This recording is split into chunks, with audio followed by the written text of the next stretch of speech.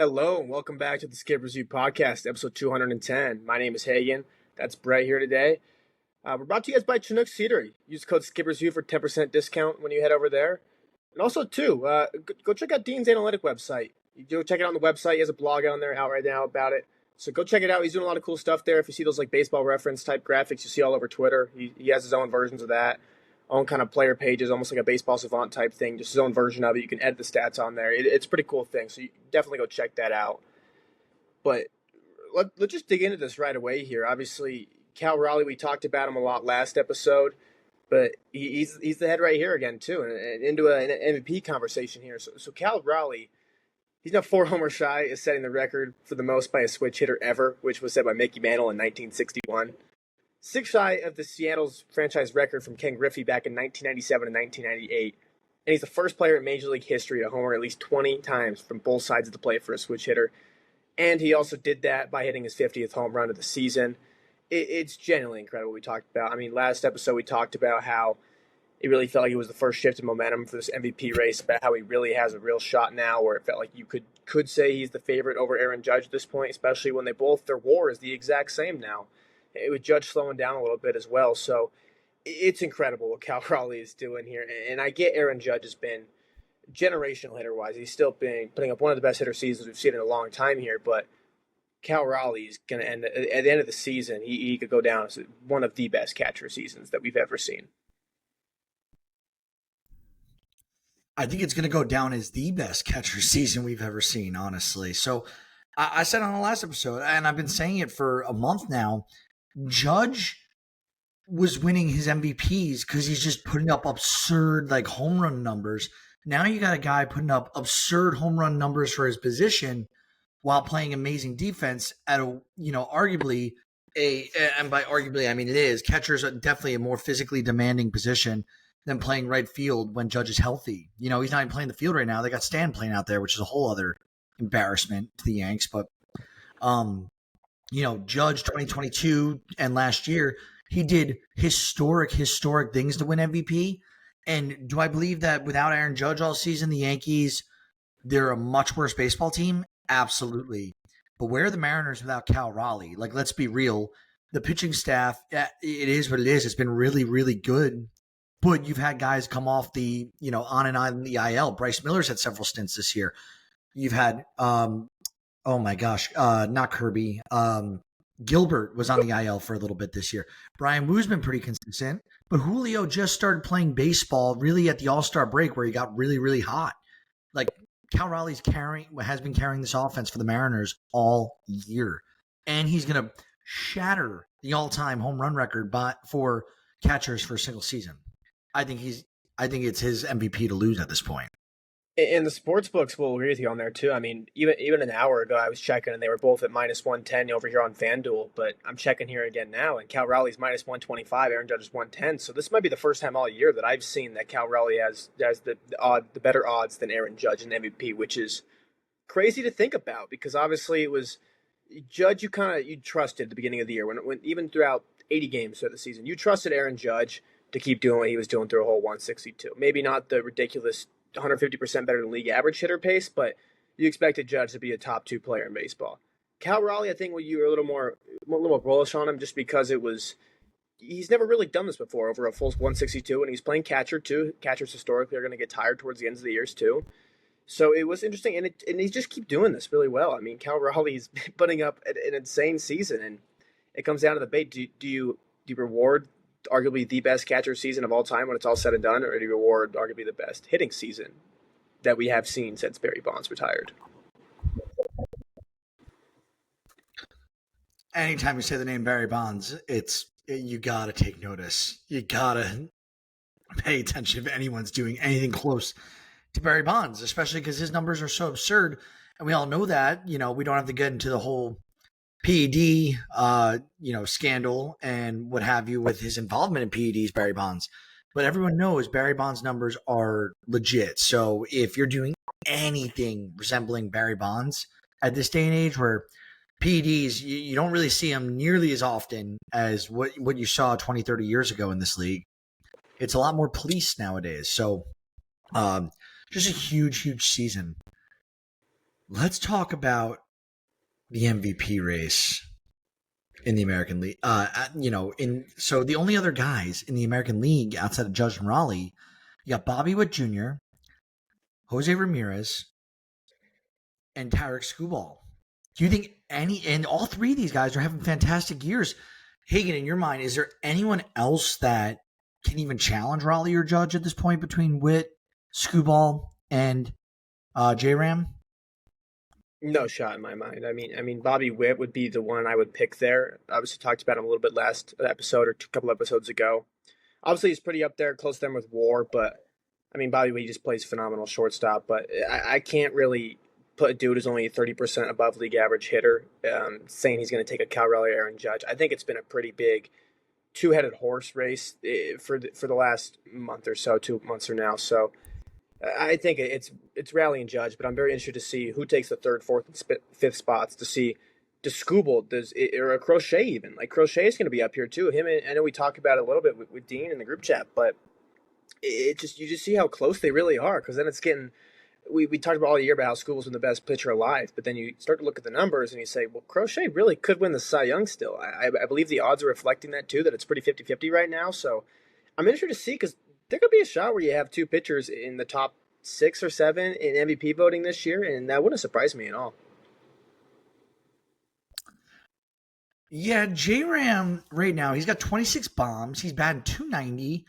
He's got 36 stolen bases. J-Ram could arguably, he's going to have a 30-40 season for sure while batting close to 300.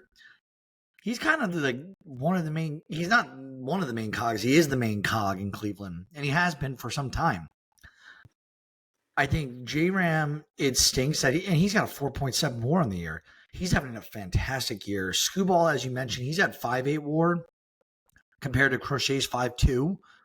But Skuball's got a 2.28 ERA compared to Crochet's 2.38. I just think that strikeouts, he's got him too. Whip, he's better than him. Like, if anything, like Tarek Skubal would be like the only guy I think outside of Judge and Raleigh that could maybe sneak in there. Because if you really look at it, like the guy's 11-4.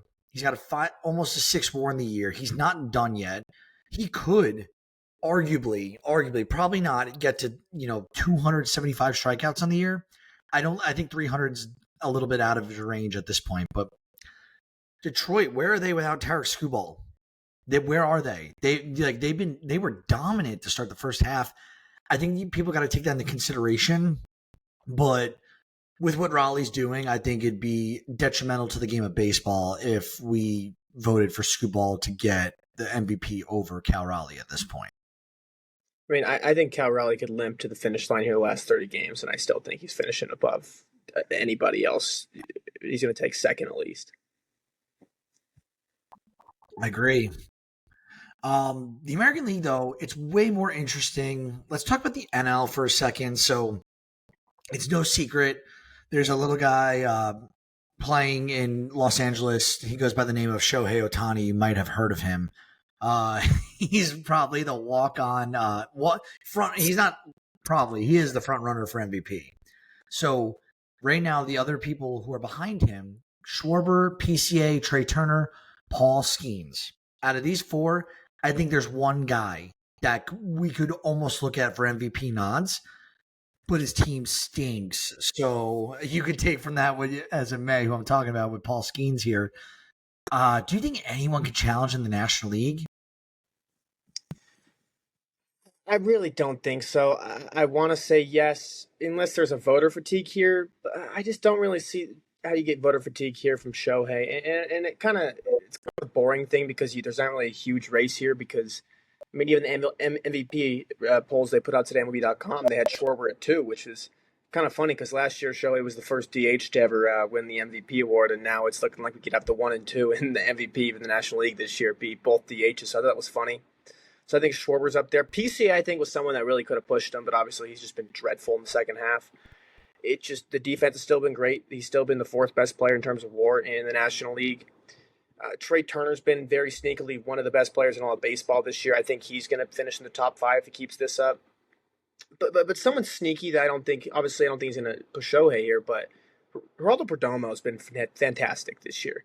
I mean, he's got a 136 WRC plus. He's the third best player in the National League in WAR. He's been phenomenal. He's only striking out 10.8% of the time, walking 14% of the time, hitting 290 with a slash of 290, 393, 449. He's been fantastic this year for the Diamondbacks, which is kind of crazy because you feel like when you think of the Diamondbacks, you think of Ketel Marte and Corbin Carroll, but Perdomo could be higher than both of those guys in the MVP ballots here. Yeah, I'm not going to name who. And like we say dumb stuff all the time, so I get it if people want to shove it in our faces. But someone said today that like, oh, this year's been one of the podcasts I listened to was saying that this was a breakout year for Perdomo. I was like, he was an all-star in 2023.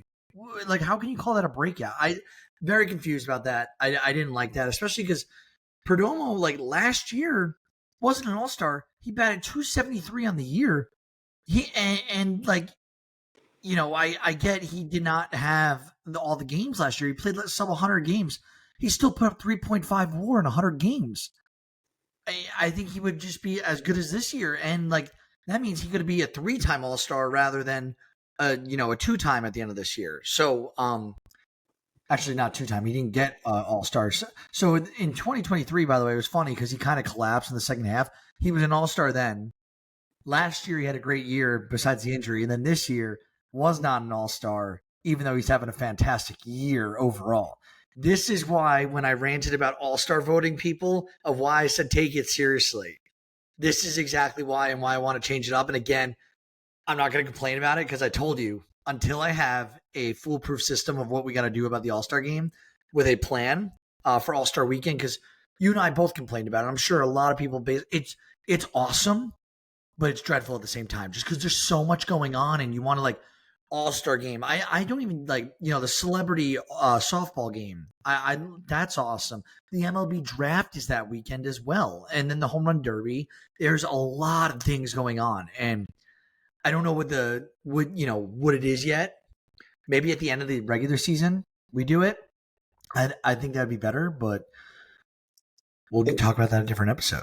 And I'm not trying to make this an All-Star game discussion, obviously being a month or two past it, but it's even funny, too, because like I was just browsing Clayton Kershaw's baseball reference page the other day and listed him as an all-star this year, where we all know it was just a commissioner's pick. They put him on there, but he gets the all-star pick on the baseball reference page, which I guess Clayton Kershaw, he's one of the best players of all time, but that still rubbed me the wrong way. By the way, I know we were just talking about Ohtani. If he does win the MVP, which it very much looks like it's going to be him, that'll be his 4th MVP in 8 years. He'll be he's a 5-time All-Star, won Rookie of the Year. He's going to have 4 MVPs. He's got a World Series title now, and they might win a second one. Ohtani, when it's said and done, people, he might not have the climbing stat records because he came over later from Japan than others. His accolades are going to be stupid. How many MVPs and All-Stars and first-team All-MLBs that he's going to rack up. God, it's a great time to be a baseball fan. It's a great time. And I'm glad you brought that up, too. Because if you just look, too, like you talk about MVPs, it would be his 4th MVP. He's tied right now for second most MVPs ever with 3, with a few guys there. I know Trout's in that boat. I think there's about 5 or 6 guys that are in that boat that have 3 MVPs. Number 1 is Bonds with 6 or 7, I believe. So he's going to be standing alone the second most MVPs in MLB history already in 7 years in the big leagues, 6 years in the big leagues. I was telling my buddies last night, we were watching the Dodgers game, and I told them, I'm like, Shohei Ohtani is going to go down as the GOAT of baseball. That's how good he is, especially if he continues to pitch. Dude, Bonds is 7. Shohei's tied at second with 3 with Trout, Pujols, A-Rod, Mike Schmidt, Mickey Mantle, Yogi Berra, Roy Campanella, Stan Musial, DiMaggio, Jimmy Fox, and that's it. Like, every one of those guys is Hall of Fame or steroids. Like, it's literally Hall of Fame or steroids. Like, Shohei's only been in the league 8 years. This is the greatest prime we've ever seen, probably. Like, it's kind of unreal. Let's talk about, the Yankees. They were winning last I checked before we hopped on. They almost blew a lead. They were up 10-0, and then they gave up 5 runs yesterday. I don't know if you saw that in like the 8th and 9th inning. The one bright spot coming out of the weekend was that Cam Schlittler looks like a future ace. And when I say that, I don't mean he's going to be the best pitcher in the league. I just mean like he looks like a dog. The Yankees have done a pretty good job of developing pitchers over the last, 5-10 years. Don't at me with that. We can talk about pitching that the Yankees have produced. Like, let's not forget guys they've shipped off who have done well after they were done with them. Look at half of Boston's, like, I feel bullpen is ex-Yankee guys. But let's look at Cam Schlittler. 8 games started this year, Hagen. 2 wins. He has a 2.76 ERA through 8 starts. 42 and a third innings. He's got 46 strikeouts. He does have a 1.3 whip with 2 quality starts in there, and he's just starting to build up where he's like able to get to 6 innings comfortably. Do you think the Yankees struck gold with this one? I mean, if he keeps pitching like this, then yeah. Obviously, we see a lot with these rookies where they'll come up and they can kind of hit the ground running very well and go on some good stretches here, especially the starters. But like a Cade Horton was a good example of that, where he kind of started off a little bit hot, but then he cooled down a little bit, but then he got hot again. So I think it's someone where you have to take into account the rest of the season and almost see how is he looking here too. But if he's doing this, I mean, this is huge for the Yankees, where obviously this is a team that's missed Garrett Cole his entire year. I mean, they're still in the spot they are. I know they've struggled a little bit lately, but they're missing Garrett Cole, who was arguably the best pitcher, one of the best pitchers in all of baseball in the world. You went down Tommy John. You've had Max Fried, who has not been good at all the last little bit here. So it's really nice to have him step up in that rotation, especially when Carlos Rodon's been really good this year too. Will Warren's been all right. Like it's really helpful to have him step up in this rotation, especially too when the team was struggling and they really needed someone to kind of step up every 5th day and say, "Give me the ball, let's win today." Yeah, I know he's not a household name yet, but wanted to point him out because it's not just like 1 game sample size. This is now 8 games. He's getting his starts in. I don't know what his odds are for AL Rookie of the Year. He's not going to win it because we're going to talk about a guy in a little bit named Nick Kurtz who probably should win it. But Schlittler's been incredible. And you know what? Actually, let's just talk about Kurtz now. We named the episode after him. I want to spend some time on him. Right now, if you don't know who Nick Kurtz is, he's a first baseman for the Athletics. I believe is he out of Vanderbilt or is he a Wake Forest guy? Do you know? Wake Forest. Okay.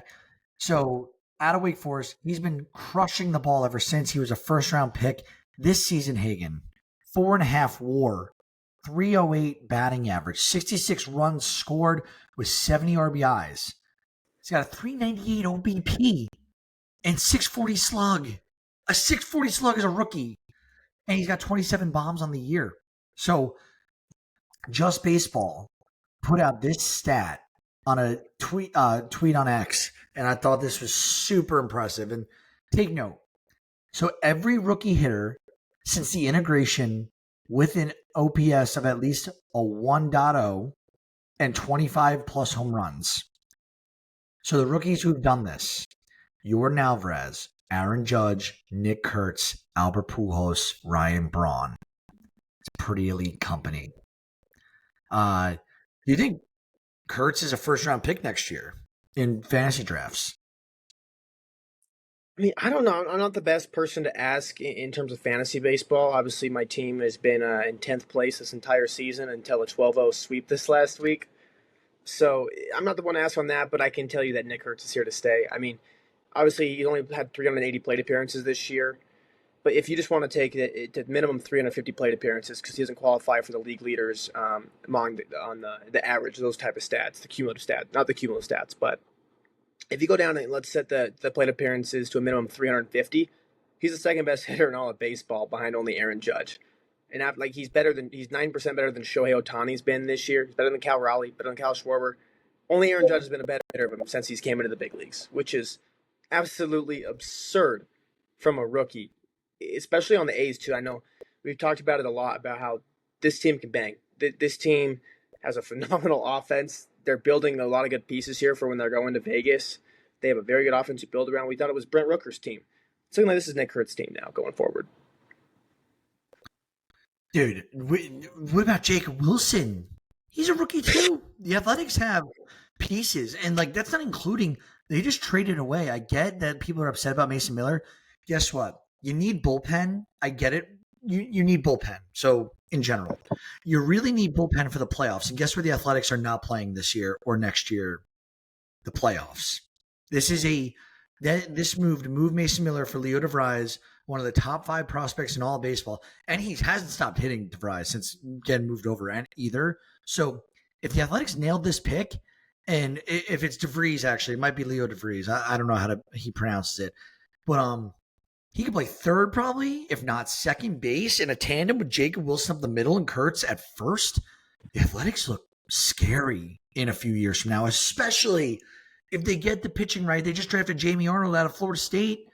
He's supposed to be a really talented arm. So if they get the arms right, they have some other guys too. I saw them in a top 10 like prospect arms rankings in terms of like pitching staffs available in the minor leagues right now.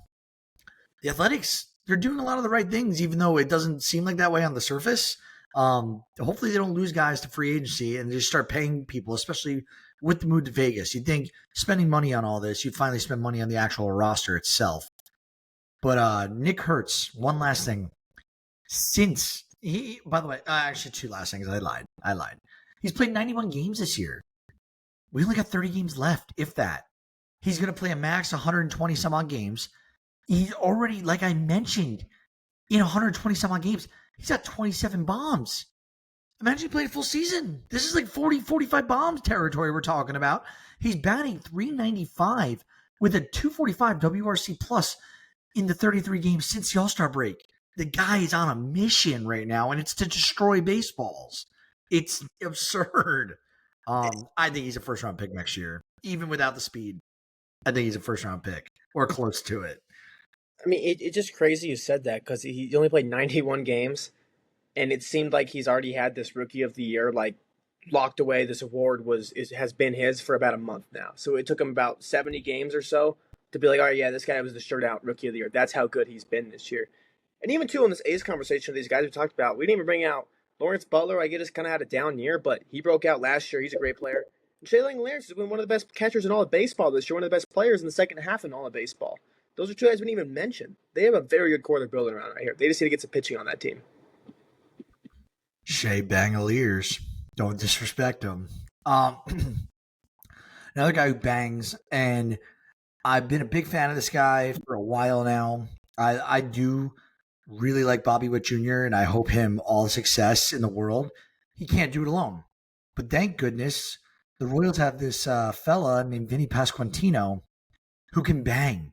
So Pasquantino's finally feeling it. His last 2 weeks, 8 bombs, 21 ribbies. He's batting .320 with a 1.232 OPS on the season. 28 homers, 92 ribbies, batting .262 with an 800 OPS. So Vinny Pasquatch is definitely the Robin to Bobby Witt's Batman. But Pasquantino, the last 2 weeks, I think that we have to give him his praise. Like, he is mashing right now for Kansas City as they're trying desperately to make the playoffs. They're right now second now in the AL Central. They surpassed Cleveland. They're 10.5 games back for the division. But if you look at the wild card right now, the Royals, with Seth Lugo playing bad, the Royals are the 4th team out. They're only 4 games back on Seattle. It's not impossible for them to make the playoffs. So I wanted to pull this out, give kudos to Pasquantino. Are you a Pasquatch guy? I'm assuming you are. Who's not? I'm a big Pasquatch guy. He is one of the best Twitter follows of all time. He's up there. I love when seeing him go out there, have conversations with people out there, whether it was with Tango in the offseason about where he was standing in the box, or if he's just talking to random dudes, just that's on what he was seeing in the plate there. So it's great there. And it's awesome just to see him healthy right now, too. I think it's a big thing because they're baseball players. You can't just go out there. You got to get in a groove a little bit and get your feet underneath yourself a little bit. So it's nice to see him kind of stay healthy for once. He's obviously dealt with a few injuries this year, but it's good to see him stay healthy right now and go on this tear. Obviously, he just had 5 games in a row with a home run, I believe, set the franchise record over there for the Royals. And if you just look even at his splits this year, he started off in the March and April. He was awful, to say the least. Since then, he's been a very good hitter with WRC pluses of 108 or higher. And 108 was the lowest of those all. The second lowest was a 125. So he's been phenomenal this year when he's on the field. Yeah. No, absolutely. And like injuries last year was his problem too. And the year before that, I feel like I hate to say that. I don't think he's injury prone. But I feel like he's been dealing with several different injuries going on the last couple seasons. Let's jump to MLB news and injuries that have happened this week since our last episode. So let's start off with Texas. Marcus Semien hasn't had a great year. His season's now over. He'll be out 4 to 6 weeks with a fractured third metatarsal and a sprained Liz Frank ligament in his left foot. Does not sound fun. I don't know how that's going to bode for Texas. And by that, I mean, they're in 5th place right now in the wild card hunt. They're just behind Kansas City. So obviously they want Marcus Semien there. This could be a fatal blow to Texas. We'll see. But Marcus Semien, like I said, hasn't had the greatest of years. So maybe they don't get too impacted by it and someone else can get in a groove for them in the middle up there in the infield. Let's talk about the Athletics one more time because Jacob Lopez, he's a rookie. He's had a solid year. He's heading for the 15-day IL with a left forearm tightness, which we don't like because that means something in the elbow is probably going to give, which really sucks to see for the Athletics. Atlanta, so good news for, I guess, bad news for you, Hagen, as a Mets fan. Atlanta's getting Chris Sale back on Saturday. He's been on the 60-day IL with a fractured rib cage. Do I guess at this point with Atlanta's season, like, are you shocked that they're bringing Chris Sale back? Is that a dumb question? I honestly didn't think I would see him again. I never really read too big into how long he was going to be out for when they first said that, but I didn't think he would come back at all. But I think it is good. Obviously, kind of let him finish the season off, get 3 or 4 starts underneath his belt, and then go into the off season feeling well instead of having to, if you're healthy and just we're going to keep on the side throwing bullpen sessions, whatever it is. I think it means a lot for these guys when obviously this Brave season's gone. They're not playing for anything right now, so just kind of go out there and pitch. Go if you want to work on some things, whether it's going into the off season, if you have a certain thing you were working on or going into the off season, if you're working on a new pitch or something like that, where it's you kind of use these games in that way too. And obviously too, it's like the Braves are in the point too where you're playing spoiler. I mean, this offense has been very very good for the Braves recently too, and they've kind of playing that spoiler role, which is it's a fun place to be in. Not as a fan, but when you know you're kind of out of it and you can go spoil some team seasons, it makes a fun spot for them there. So I think it's good to get him back out there and get a few starts underneath this belt before season ends. Atlanta, they just also released Eric Fetty, who was acquired about a month ago in a trade with St. Louis. Um, this was after being designated from assignment from St. Louis. So I think Eric Fetty, he might be, the beginning of the end here in his time with the MLB. We'll see how he pans out for next year. Aaron Bummer for Atlanta, a lot of Atlanta news. Aaron Bummer went on the 15-day IL with inflammation in his throwing shoulder. That's no bueno. I'm going to talk about you, Reed Garrett enthusiast. What's going on with the Mets reliever here? Yeah, Reed Garrett, obviously, he's been on the 15-day IL with inflammation in his throwing shoulder, which this one obviously hits dear to me, being Reed Garrett enthusiast. I kind of saw this one coming, talking with a few people about this one for a little bit now, about how he's just been the first half of baseball, he was arguably a top 3 reliever in all of baseball. In the second half, he has not been. Since June, he has a 6.41 ERA, and he's a .1 WAR player as a reliever there. So kind of saw this one coming. It does suck, though. I do enjoy a Reed Garrett inning whenever I see. If I'm not watching the game and I see he's in the game, I'm turning that on. So it does suck. I don't think it's anything too serious. I'm not reading into it like crazy there. I think he's done a lot of innings with this team back-to-back years now, a lot of important innings, and I think he's just kind of gotten overworked. Yeah, I hate to see it. I was actually thinking about picking him up in one of my fantasy leagues. So MLB threw us a bunch of news this week, and we got a few things to talk about before we close out here. We got about 30. We're at the 30-minute mark almost, and Hagen and I are striving to be, in that 30 to 45-minute range, so we're right on schedule. So this week we had an interesting thing. So a Tennessee man nicknamed Babe Ruth, and notice my quotation, hands going up here if you're just listening. He was charged with fraud. So I guess what's going on is the guy was sharing the same name as New York Yankees legend Babe Ruth. He also reportedly used the names of other former professional baseball players to make fraudulent claims for payouts in class action settlements. This is according to the Associated Press. He was, a 69-year-old man from Tennessee named George Herman Ruth. He was charged with 91 counts in an indictment handed down by the U.S. District Court. This happened back on August 12th. So he was charged with mail fraud, aggravated identity theft, fraudulent use of social security numbers, you name it. Bad dude. He opened more than a dozen P.O. boxes in several cities and put in hundreds of false claim forms to several different class action administrators. So he was doing this using the names of old baseball people. This has nothing to do with the MLB, but it's just like, it's just like, why would you try and hurt? If you're an MLB fan, why would you try and hurt baseball by doing this? Like, pick a different sport if you're going to do it. But just like, did you see anything about the story? I thought it was pretty interesting. I honestly didn't hear anything about it until you sent the article the other day, and I thought it was pretty funny too. I mean, just the title too. It made you it definitely grabs your attention. I think it's pretty crazy too, seeing 91 counts of indictment there. But you can't hate on the creativity. I'm not saying I'm not defending the guy here, but you can't hate on that. Yeah, that's really the moral story. The creativity behind this crime spree that this guy went on is kind of legendary, but at the same time, bad guy taking money from probably, operations that need it and, just following class action lawsuits and stealing people's identities here. Bad dude, definitely going to do some jail time. Let's talk about the MLB schedule. It was released today. The big news was the Phillies and Twins were confirmed for the Field of Dreams game. It'll be back. I think we have to get to Iowa at some point. It has to happen.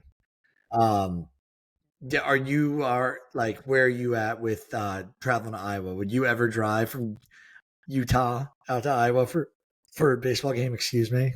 I would 100% make the drive out to Iowa to watch the Field of Dreams game. I mean, it's kind of like MLB has done all these games. Obviously, they had the NASCAR one this year. They had the London one last year.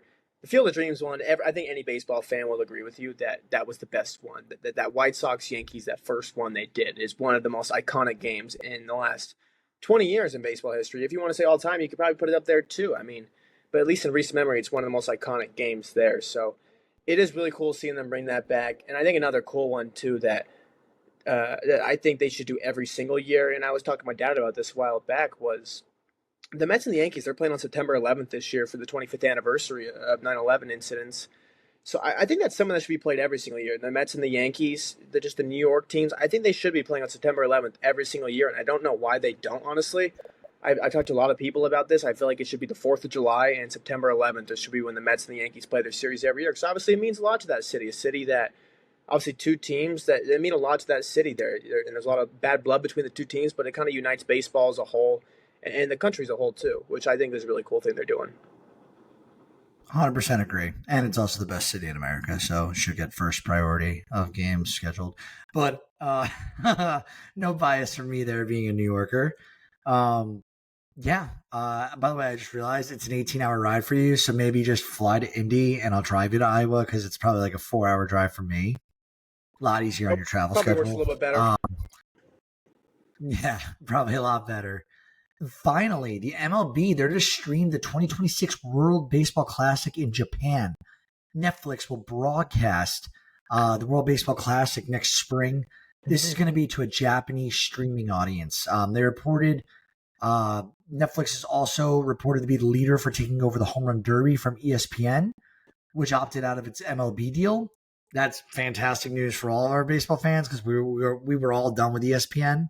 And the Home Run Derby this year had two different channels to watch it on. One with the actual Google Cloud platform giving the analytics, which was way cooler, because us baseball people watching it, we want to see the stats.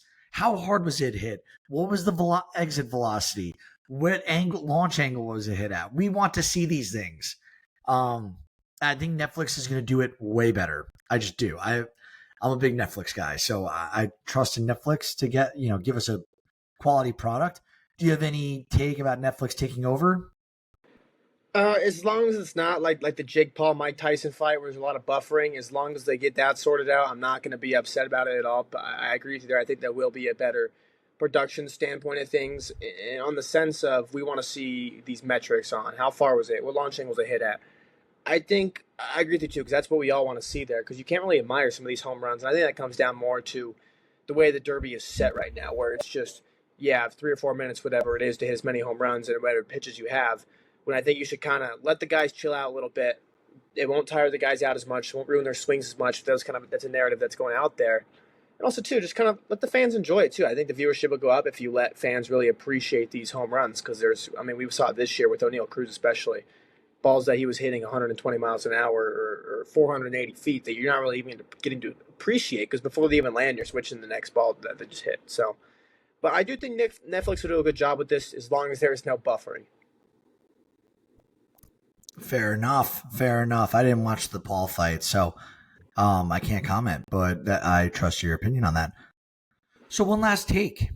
So as I mentioned earlier, I'm a big believer in Paul Skeens for the MVP of the National League. I don't think he should win it over Ohtani, but I think he's a must-be number 2 in voting, and that's the best he's probably going to get.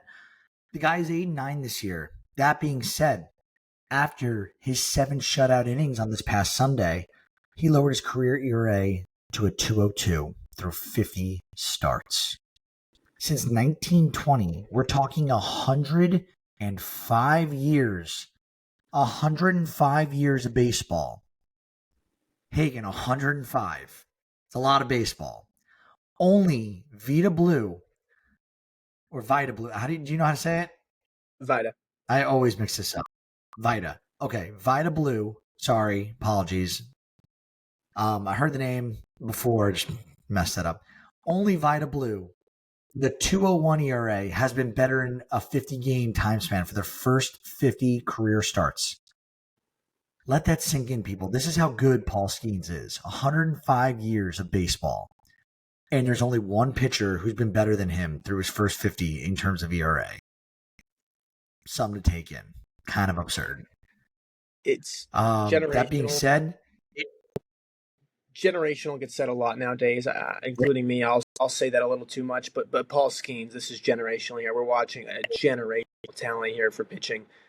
You could argue he has the best 50 start period to start a career in Major League Baseball history. It's must-watch TV every 5th day when he takes the ball out there.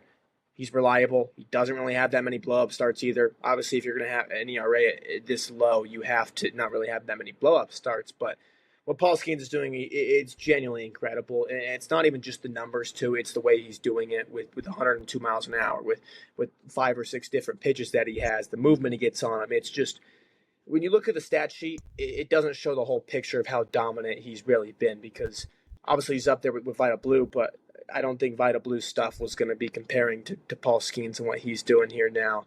It's genuinely insane about what Paul Skeens is doing right now, and he's the next pitching phenom, if you could put it that way. In the, put it in terms of the late legendary hockey coach Herb Brooks, when he was describing if you score against the USSR's goaltender Vladislav Tretiak, if you score against Tretiak, keep the puck. It doesn't happen often. If you're a baseball player and you get a hit off Paul Skeens, hunt down the ball and keep it because it doesn't happen often. That being said, anything left to plug? I'm all good on my end. Obviously, we'll probably talk about him next episode after he gets his first start, but congratulations to Jonathan getting the call-up for the Mets. Arguably the best pitcher in all of minor league baseball this year, so big day for Mets fans. Yeah. Oh, one last thing I did mention. I forgot to edit the notes. Nathan Eovaldi, also injured, out for the year after having a fantastic season so far with a rotator cuff strain. This really sucks for Texas. Should have probably mentioned earlier with the Marcus Semien injury, but Texas, these are a couple big blows in the last couple of days for Texas. So I don't know if they're going to be able to overcome these woes, but that's pretty much it. Thank you for listening. Go follow us on social media at The Skipper's View on X. Hagen and I have our own separate accounts as well. Feel free to go grab merch on the website. We got some articles coming out each and every day at this point, so go check them out. And right now, that's pretty much it. I know, Hagen, you'll be back Thursday, but probably not Sunday, so we'll try and get Dean on. If not, it'll be me flying solo, but thank you for listening. We are out. Bye.